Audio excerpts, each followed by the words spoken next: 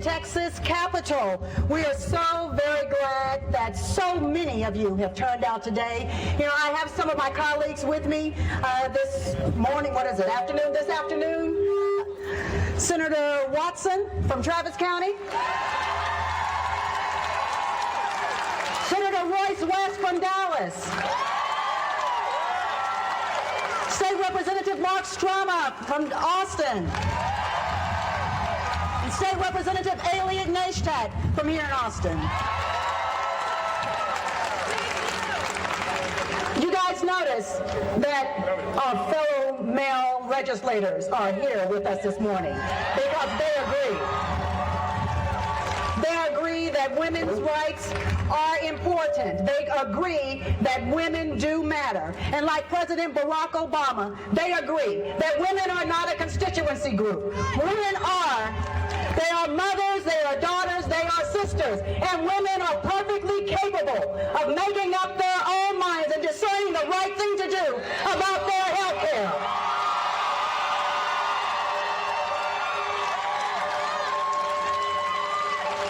When I was asked to speak here today, I tried to think about what I could import to you that was so important about this cause. I was asked if I could come and give the same kind of speech that went over across the street about a month ago, but I'm not sure that I can do that.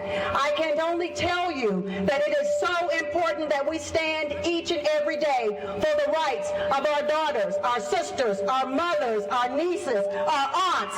It is important that we do not allow some to roll back the clock on the rights that we have fought for so very long.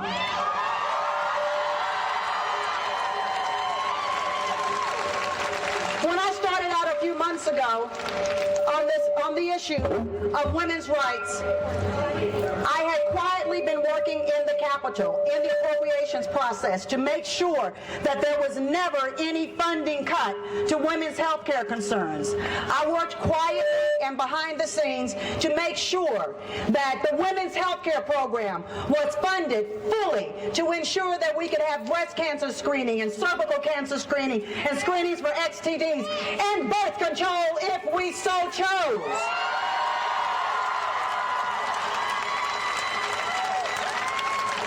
And because I authored a measure in the appropriations bill to ensure that the women's health care program would be renewed, my church, the church that I have belonged to my entire life, that my grandmother belonged to, my great-grandmother belonged to, that we all worked so hard to culture, decided to ban me from an opportunity to speak on black history, not even women's health care, but black history, because I chose to support a woman's right to contraceptives. They thought I would be quiet about it. There were a whole lot of men making that decision in the Catholic Church to say that I did not have the right to speak for women to have contraceptives. But I tell you this, I'm not ready to make nice with them, and I'm not ready to back down, because I'm mad as hell, and we can go round and round and round about this issue. And I say to you, Texas women, are you mad that someone will try to tell you what you can do with your body? Will you allow someone else to tell you that your rights are unimportant? Well, I say that it is time that we make sure that everyone knows that we will not stand here and allow for this war on women to be perpetuated in Texas, in the United States of America.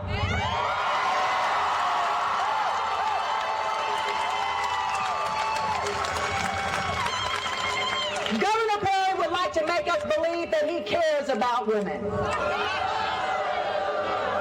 Now that's a joke. He wants us to believe that he is going to be able to find $30 million to reinstitute the women's health care program that he eliminated with some of his friends on the far right because they don't want us to have the right to make up the decisions for ourselves. What makes them think that we make these decisions lightly? Are you simple-minded women? Would you allow someone to cast you as being simple-minded? The governor wants to say that if the women's health care program that provides the health care screening and contraceptives to women between the ages of 18 and 44 who are not pregnant, who are not trying to get an abortion, but trying to have a healthy life, that you are going to fall for it and think that he can just do that. Well, let me tell you something, Governor. We had a program in place, and you want to say that it's Planned Parenthood who shouldn't be able to have the funding because they are the ones that are doing the work that's providing the care for 40% of the women in the program, but you want to thumb your nose up to the federal government? You tell Planned Parenthood they can't play by Texas rules. Well, let me tell you something. The federal government can tell Texas, if you don't play by our rules, you won't get that money either. And we need to let the governor know that we are not stupid enough to believe that it is the fault of Texas women or the fault of Planned Parenthood, but it is the fault of this governor who doesn't choose to listen to 50% of this state. Well, in closing, I just want to say to you that we need to send a message to the governor and anybody else in this land who does not want to heed our warning. Hell has no fury like a woman scorned.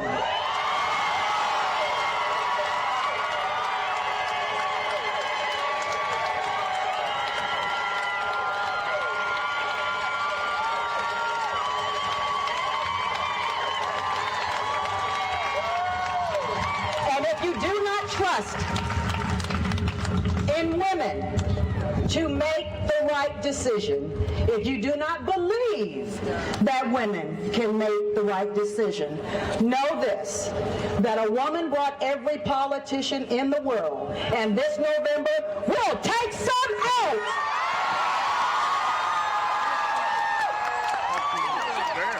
Good job. Well done.